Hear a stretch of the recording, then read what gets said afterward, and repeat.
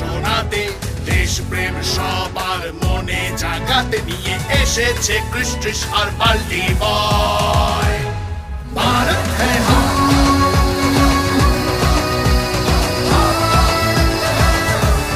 ভারত হ্যায় হাম।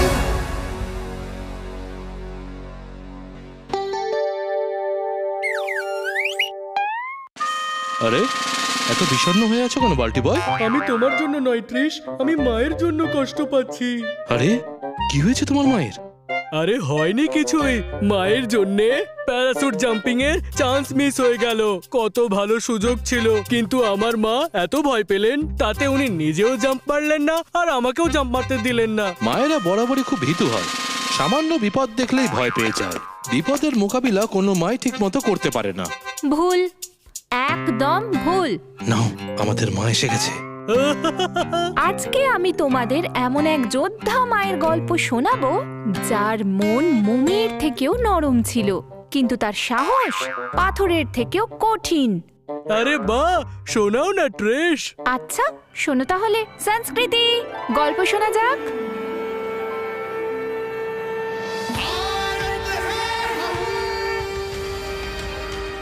এই গল্পটা হলো কিটোরের নির্ভীক মহারানীর, রানী চিন্নাম্মার।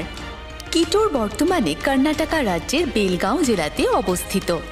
সেখানকার রাজা মলসারজার মৃত্যুর পরে তার পুত্র রাজকুমার শিবলিঙ্গাকে রাজা বানানো হয়। রানী চিন্নাম্মা যে শিবলিঙ্গার ছোট মা ছিল, সে তার প্রজাদের ঠিক সেভাবেই ভালোবাসত যেভাবে এক মা তার সন্তানদের ভালোবাসে। সবার কষ্ট শোনা এবং তা দূর করা রানী চিন্নাম্মা তা নিজের ধর্ম মনে করত। সমস্যাটা হচ্ছে কি রানীমা, এই বছর বৃষ্টি না হবার কারণে আমাদের গ্রামের সবকটা পরিবার খিদের জ্বালায় ছটফট করছে।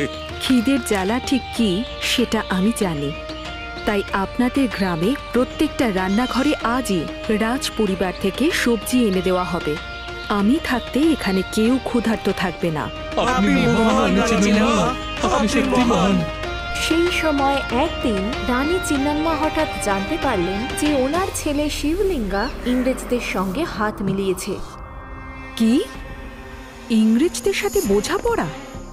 এ আপনি কি বলছেন মহারাজ? ক্ষমা করবেন রানীমা, আমি জানি আমি আপনাকে জিজ্ঞেস না করেই এই পদক্ষেপ নিয়েছি, কিন্তু যদি আমি আপনাকে জিজ্ঞেস করতাম তাহলে আপনি কোনোদিনই রাজি হতেন না। এই সব কিছু আমি পেশওয়াদের থেকে আমার বাবার মৃত্যুর প্রতিশোধ নেওয়ার জন্য করেছি। আমি কখনোই ভুলতে পারবো না যে পেশওয়ার বিশ্বাসঘাতকতার জন্য আমার বাবার মৃত্যু ঘটেছিল। ইংরেজ অফিসার থমাস মনরো পেশওয়াদের উপর আক্রমণ করতে চলেছে, এই জন্য আমি ওর সাথে বন্ধুত্ব করে ফেলেছি। বন্ধুত্ব? ইংরেজরা কখনো কারুর বন্ধু হতে পারে না। কি বোঝাপড়া করে এসেছেন আপনি? এটাই যে প্রতি বছর কিত্তুর 1,70,000 মূল্য ইংরেজ সরকারকে দেবে, আর তার পরিবর্তে ইংরেজরা কিত্তুরের রক্ষা করবে। নিশ্চয়ই এই পরামর্শ আপনাকে মালাপ্পা আর ভেঙ্কটরাও দিয়েছে। পরামর্শ তো ওনারাই দিয়েছেন রানীমা, কিন্তু সিদ্ধান্ত আমারই ছিল। ইংরেজদের সাথে মিলে পেশোয়াকে হারিয়ে মহারাজ শিবলিঙ্গা নিজের বাবার মৃত্যুর প্রতিশোধ নিয়ে নিল। কিছুদিন পরে মহারাজ খুব অসুস্থ হয়ে পড়লেন। যখন এই কথাটা ফারওয়ার্ডের কালেক্টর জন ঠাকরে জানতে পারলেন, তখন ডক্টর বেল, আমরা খবর পেয়েছি যে আমাদের বন্ধু কিটুরের রাজা ভয়ঙ্কর রকমের অসুস্থ। আপনি অবশ্যই গিয়ে চিকিৎসা করবেন।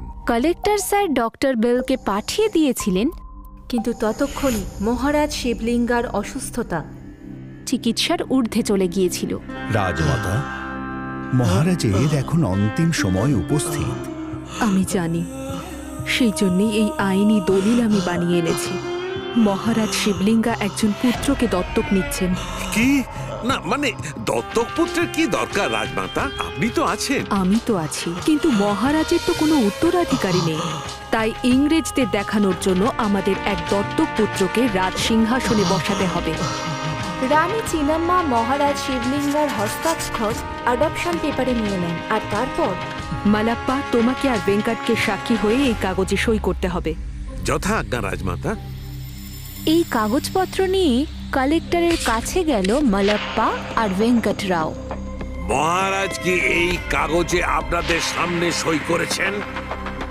না স্যার। আপনি কি বলতে চান ডক্টর বেল? আমি কিটার পৌঁছানোর আগেই রাজা তার প্রাণ ত্যাগ করেছিলেন। তার মানে কোনো প্রমাণ নেই যে এই সইটা রাজা শিবলিঙ্গের। হতে পারে এই সইটা জাল, আর এই কাগজটা রাজার মৃত্যুর পরে তৈরি করা। রানী চিনাম্মাকে বলবেন আমরা এই দত্তক পুত্র গ্রহণ মানছি না, আর যেহেতু কিটোরের কোনো ওয়ারিশান নেই, সেই জন্য এবার থেকে কিটোর রাজ্য শাসন করব আমরা। মালাপ্পা আর ভেঙ্কটরাও দুজনে শুরু থেকেই ষড়যন্ত্রকারী ছিল। তারপর রানী চিন্নাম্মা কি করলেন? রানীমা এই দুই বিশ্বাসঘাতক মালাপ্পা আর ভেঙ্কটরাওকে মৃত্যুদণ্ড দেয়, আর গভর্নর লর্ড এলফিনস্টনকে চিঠি লিখে অনুরোধ করেন যে ওনার দত্তক নেওয়া নাতিকে যেন কিট্টুরের উত্তরাধিকারী করা হয়। কিন্তু গভর্নর রানীর এই অনুরোধ নাকচ করে দেয়। তারপর তারপর কি হলো? যুদ্ধ, ভয়ানক যুদ্ধ। অফিসার স্টিভেনসন, আমি আপনাকে 20,000 সৈন্য দিয়েছি, যেটা যুদ্ধ জেতার জন্য যথেষ্ট, কিন্তু তবুও আমি নিজে যুদ্ধক্ষেত্রে এসেছি। কেন জানেন? কারণ আমি পরাজিত রানী চিনাম্মার চোখের জল নিজের চোখে দেখতে চাই। শত্রুরা সংখ্যায় আমাদের থেকে অনেক বেশি, ওদের অস্ত্রও আমাদের থেকে উন্নত, কিন্তু আমাদের কাছে এমন দুটো জিনিস রয়েছে যা শত্রুদের কাছে নেই: সাহস আর আত্মসম্মান। সেনাপতি মালাপ্পা, মারবো নয়তো মরবো, কিন্তু মৃত্যু অবধি হার মানবো না।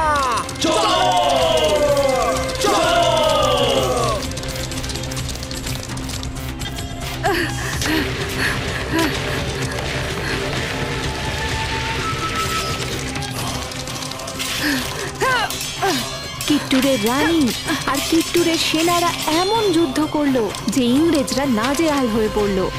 এই যুদ্ধে কালেক্টর ঠাকরে মারা যায়। ওয়াল্টার এলিয়ট আর স্টিভেনসনের সঙ্গে ইংরেজ সৈনিকদেরও বন্দী করা হয়। এবার ইংরেজরা কিট্টুরে আক্রমণ করার দায়িত্ব কমিশনার চ্যাপলিনকে দেয়।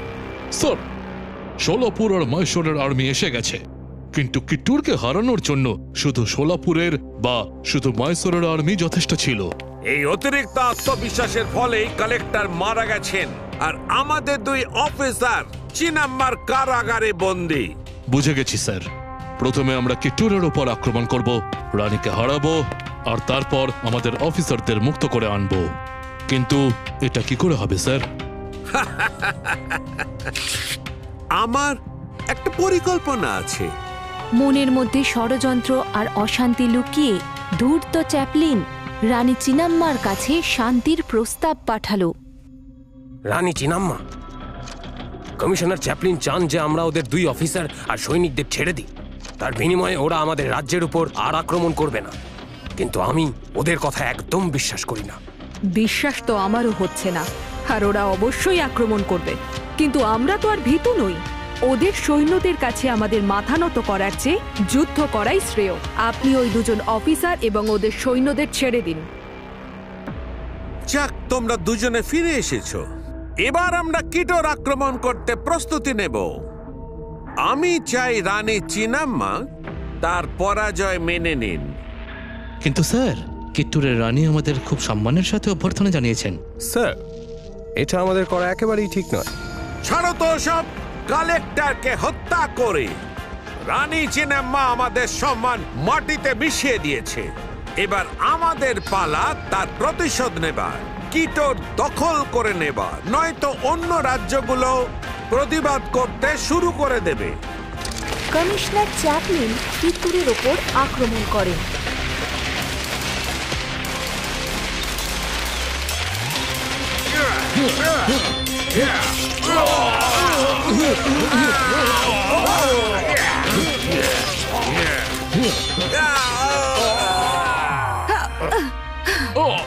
ইংরেজদের যে উচিত শিক্ষা দিয়েছিল সেই রানী চিনাম্মাকে অবশেষে বন্দী করে নেওয়া হয়। ওনার প্রাণের থেকে স্বাধীনতা বেশি প্রিয়, সেই জন্য ওনাকে হত্যা করব না। রামগড়ের কেল্লায় রানী চিনাম্মাকে বন্দী করে রাখো। 5 বছর সেই জেলে কাটানোর পরে 21শে ফেব্রুয়ারি 1829 সালে ভারত মায়ের এই বীর কন্যা জেলের মধ্যেই নিজের শেষ নিঃশ্বাস ত্যাগ করেন, কিন্তু শেষ পর্যন্ত নিজের আত্মসম্মান আর দেশপ্রেম ভোলেননি। স্যালিউট জানাই এরকম মহান দেশভক্তকে আর ওনার দেশভক্তিকে। 2007 সালে রানী চিনাম্মার সম্মানে ভারতীয় সংবিধানে ওনার একটা মূর্তি স্থাপন করা হয়। তাহলে বুঝলে কৃষ ভীতু হয় না, বিপদকে শক্ত হাতে সামলাতে ভালো করে জানে। হ্যাঁ মা, চেন্নাম্মার সাহসিকতা আমাদের সবাইকে অনুপ্রাণিত করলো। রানী চেন্নাম্মা জয় হোক, গর্বের সাথে বলো। भारत है हम,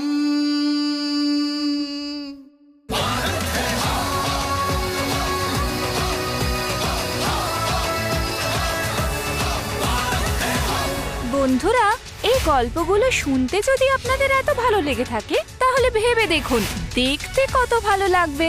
দেখুন ক্রিশ ট্রিশ বাল্টি বয় আমরা ভারতবাসী প্রতি রবিবার সকাল 11টায় দূরদর্শনে। আর আমাদের স্ট্রিমিং পার্টনার হলো অ্যামাজন প্রাইম ভিডিও আর নেটফ্লিক্স। Stay tuned.